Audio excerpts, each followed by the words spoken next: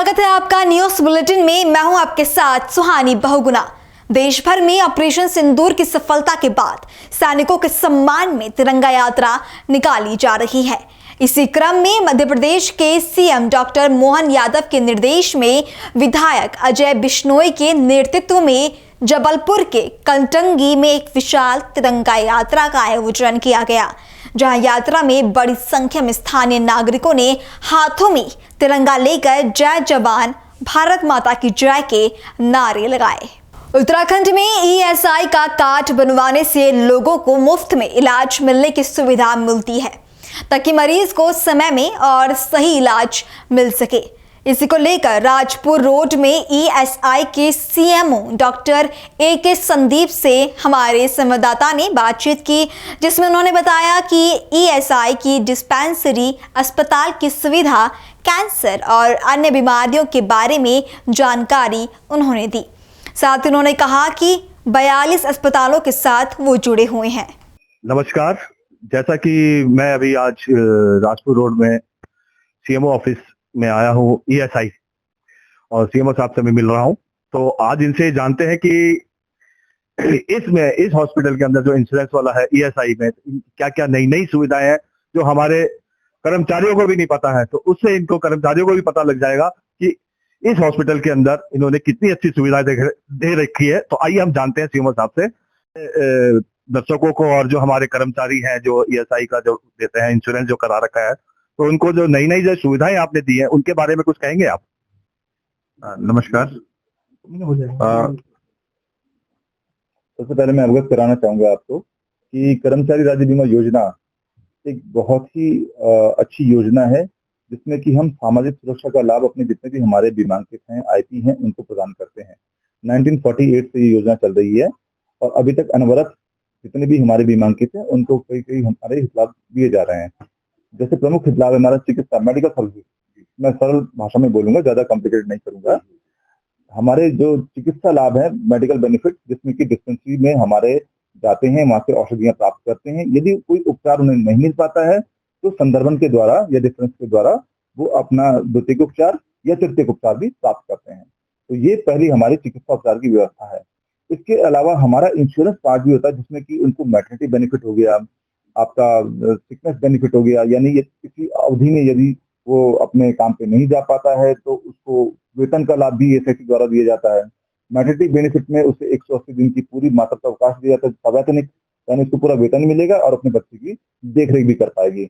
ऐसी अंत्येष्टि हित लाभ हमारे वहाँ होता है, 15,000 रुपए तक की धनराशि उसमें दी जाती है और उसे अपना सर्टिफिकेट लेकर के ब्रांच ऑफिस जाना होता है। वहां से उसे यदि किसी की मृत्यु होती है बीमांकित की तो उसे 15,000 का लाभ भी प्राप्त होता है। आश्रित जन का एक लाभ भी, यानी कोई किसी की मृत्यु हो गई तो जो डिपेंडेंट होगा उसको भी हम लोग बेनिफिट देते हैं। तो इस प्रकार से मैं देखता हूँ कि पूरी सामाजिक सुरक्षा के लिए पूरी योजना का डिजाइन किया गया है, पूरी फ्रेमिंग की गई है और ये हम दे रहे हैं। अब आते हैं हम इसमें चिकित्सा हित लाभ की बात करते हैं। तो चिकित्सा हित लाभ में आज की स्थिति में हम लोग सक्षम है कि जितने भी हमारे गंभीर रोगों से ग्रसित रोगी हैं, जैसे माना कैंसर रोग हो गया, कार्डिक पेशेंट्स हो गए, या हमारा किडनी रोग से ग्रसित कोई मरीज है, डायलिसिस वगैरह है, तो वो सुविधाएं भी हम प्रदान कर रहे हैं। यदि उस उपचार में उसको कोई औषधि जो उसकी पहुंच से बाहर है, कीमोथेरेपी की हो गई, आप देख लीजिए कि 1.5 लाख तक के इंजेक्शन इसमें आते हैं, ठीक है। पूरी कीमोथेरेपी करीब 20 से 25 लाख तक की पड़ती है। वो सारा का सारा हम निःशुल्क अपने बीमांकितों को प्रदान करा रहे हैं। उसके लिए उसे जो हमारे सरकारी संस्थान है कैंसर ट्रीटमेंट या हमारे अनुबंधित कैंसर के ट्रीटमेंट देने के लिए, बिल्कुल जो संस्थान है हमारे अनुबंधित, उनसे वो अपना उपचार कराता है। औषधि के लिए हमारे पास औषधालय में आता है, औषधालय के माध्यम से हम उसको जो भी प्रक्रिया है वो सब करके खरीदे जाने की, और उसको हम लोग उसकी औषधि प्रदान करवाते हैं। जो औषधि वगैरह जो पेशेंट को जो दी जाती है, ये सब निःशुल्क होती है या आप लोग अपनी तरफ से करते हो? कि इसकी तो औषधि इतनी महंगी महंगी होती है कि कोई भी पेशेंट नहीं खा पाएगा, ले पाएगा, तो उसकी तरफ से आपका क्या है? आपका ये अपने इस ईएसआई इंश्योरेंस से फ्री मिलती है ये सब? जैसे कि आपको जानकारी है कि ये बीमा है, तो जिसका भी बीमा हो रखा है, यदि वो किसी गंभीर रोग से ग्रसित होता है और हमारे औषधालय में आता है, तो अनिवार्य रूप से हम लोग उसको वो औषधियां प्रदान करते हैं। जैसे कि कई सारे मामले में नाम नहीं दूंगा, एक बच्चा है जिसका मैं नाम नहीं दूंगा, वो बच्चा काफी गंभीर रोगों से ग्रस्त है, तो उसका हम सालाना जो है करीबन 1 करोड़ के आसपास उसकी हम दवाइयां दे रहे हैं उसको। ऐसी एक बच्ची है जो भी गंभीर रोग से ग्रसित है, नाम नहीं दूंगा मैं उसको, तो 35 लाख सालाना की उसकी दवाई चलती है। तो ये अपने आप में नजीर है, अपने आप में उदाहरण है कि हमारा विभाग किस तरह से अच्छा कार्य कर रहा है और बीमांकितों को दिन रात हमारे सेवा में लगे हुए हम लोग इसमें। तो ये कुछ उदाहरण है। इसके अलावा और कोई प्रश्न हो आपके? जैसे कि डॉक्टर साहब अभी हमारे ये जानना चाहते हैं कि हमारे ये जो देहरादून में उत्तराखंड के अंदर तो इस टाइप के जो हमारे जो हॉस्पिटल्स हैं ESI की, वो कहाँ कहाँ पे हैं जहाँ पे इनका ट्रीटमेंट वगैरह होता है? या तो आप रेफर कराते हैं या तो अपने ही हॉस्पिटल में इसका ट्रीटमेंट करवाते हो? देखिए, अभी तक जो हमारी सेवाएं हैं, जो हमारा ढांचा है, जो इंफ्रास्ट्रक्चर है हमारा, वो इंफ्रास्ट्रक्चर इस तरह का कि देहरादून जनपद में हमारे पास 11 डिस्पेंसरियां हैं डिफरेंट लोकेशन में, जैसे कि विकास नगर, आपका सेलाकुई सुद्धवाला, GMS रोड, पटेल नगर 2, बंजारा वाला, उसके बाद नेहरू कॉलोनी, मयूर विहार, मसूरी एंड डोईवाला, लाल तप्पड़, ऋषिकेश, ये सब देहरादून में करीब 11 के आसपास हमारे डिस्पेंसरियां हैं जिनमें कि बीमांकित जा सकता है और अपना निःशुल्क वहां से प्राथमिक उपचार प्राप्त कर सकता है। दवाई इत्यादि सब मिल जाएगी उसे, खून की जांच इत्यादि भी सब हमारी डिस्पेंसरी के अंदर हो जाती है। उसके लिए हमने जो लैब्स हैं, प्राइवेट लैब्स हैं, उनको टाइप कर रखा है उसमें। पहाड़ों में भी है अपना, जैसे उत्तराखंड के पहाड़ों में गढ़वाल, कुमाऊं? पहाड़ों में भी है। पहाड़ों में हमारा 7 जनपद हैं जो कि पर्वतीय क्षेत्र में है। गढ़वाल की बात करूं मैं तो उत्तरकाशी, टिहरी, श्रीनगर, चमोली, रुद्रप्रयाग यहाँ पे हमारा है। कुमाऊं की बात करूं तो पिथौरागढ़, चंपावत, अल्मोड़ा, बागेश्वर, यहाँ पे हमारे पास में डिस्पेंसरियां अभी हमने ओपन कर ली हैं और जो वहाँ के बीमांकित और उनके आश्रित जन है उनको हम लोग लाभ प्रदान कर रहे हैं। जैसे कि डॉक्टर साहब अभी अपने ESI का कर्मचारियों का ही सुना कि इनका बीमा होता है कर्मचारी का, जो कोई गरीब लोग हैं या कोई अगर इसमें लाभ लेना चाहता है या इंश्योरेंस के लिए अगर वो करना चाहता है, इसका कुछ सुविधाएं हो सकती है उनके लिए या है कुछ सुविधा उनके लिए?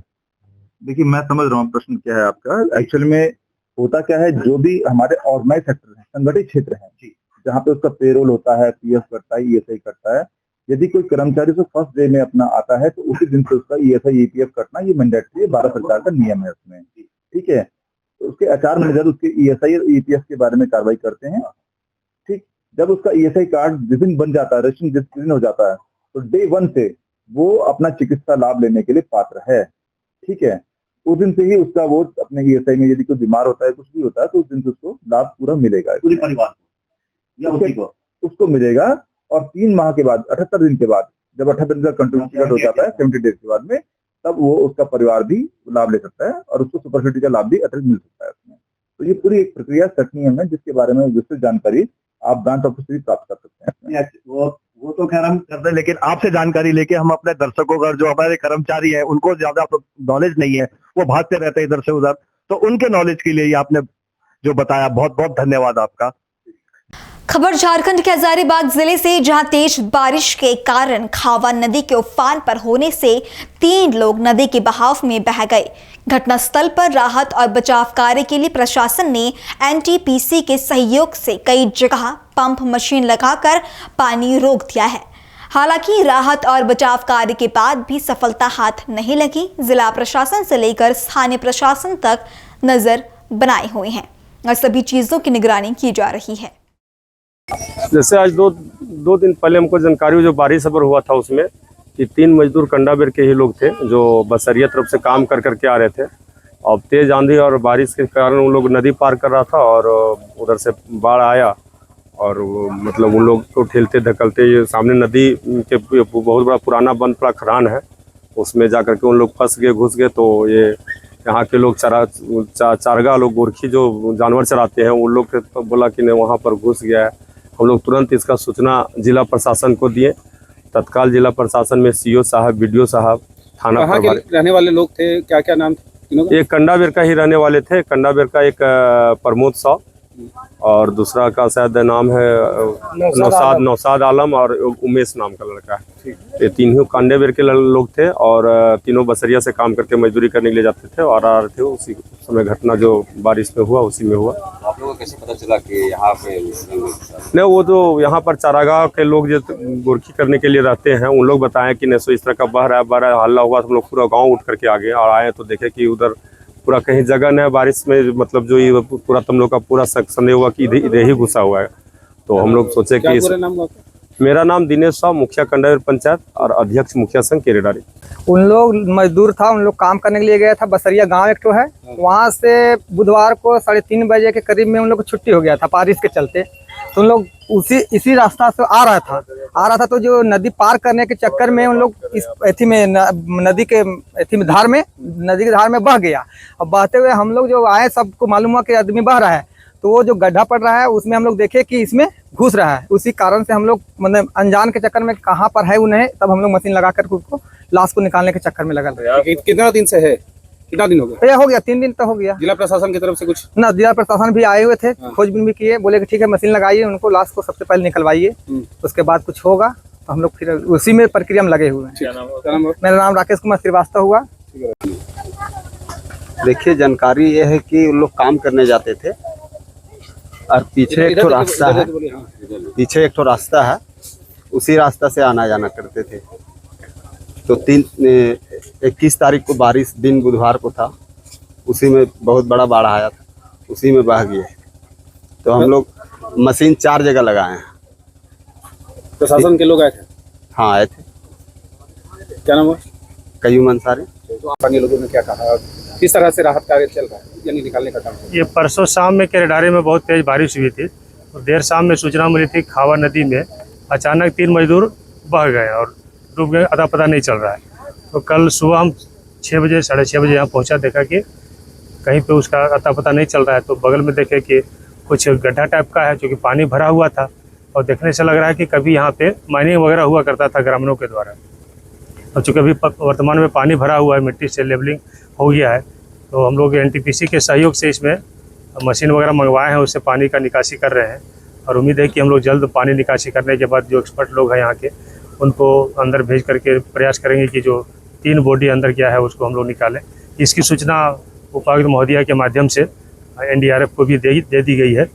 उम्मीद है कि जल्द वहाँ की भी टीम आएगी और इसमें हम लोग को सहयोग करेगी और जल्द से जल्द हम लोग जो अंदर गए उनको निकालने में सफल होंगे। उत्तर प्रदेश के हापुड़ में तेज आंधी तूफान के चलते वैशाली कॉलोनी की बिजली आपूर्ति बाधित हो गई।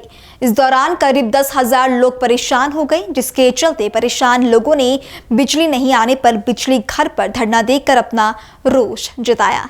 इसके बाद डीएम आवास पहुंचकर धरना दिया। पुलिस ने मौके पर पहुंचकर लोगों को समझाया और वापस भेज दिया। लोगों का कहना है कि डीएम अभिषेक पांडे की सख्ती के बाद ऊर्जा निगम के अधिकारियों ने बिजली आपूर्ति को सुचारू किया। क्या नाम है? योगेश कुमार। योगेश, क्या मामला है जो आप डीएम आवास पाएंगे? डीएम आवास पे यह है जी, 5 दिन से हमारी कॉलोनी में लाइट नहीं है। हमने जेई साहब से भी बात कर ली, एसडीओ साहब से भी बात कर लिया, सेक्शन साहब से भी बात कर लिया, सबसे वार्तालाप कर लिए हैं।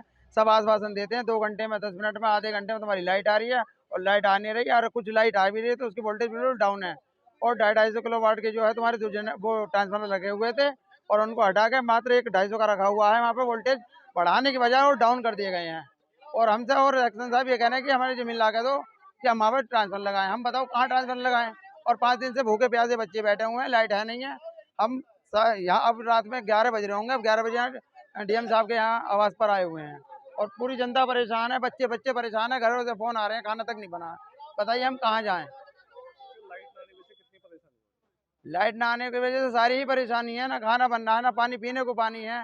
बताओ क्या कहाँ जाएंगे? आज के दौर में ऐसा आप कोई एक भी काम ऐसा बता दो बिगर बिजली का हो रहा हो। समय पे लाइट भरने से लाइट का बिजली का बिल भरने वाले हम, जहाँ चोरी होती है वहाँ की तो लाइन है नहीं। सिर्फ 4 गली वैशाली कॉलोनी की ऐसी हैं, 6, 7, 8, 9, जहाँ लाइट बिल्कुल आपूर्ति बिल्कुल ठप है उसकी।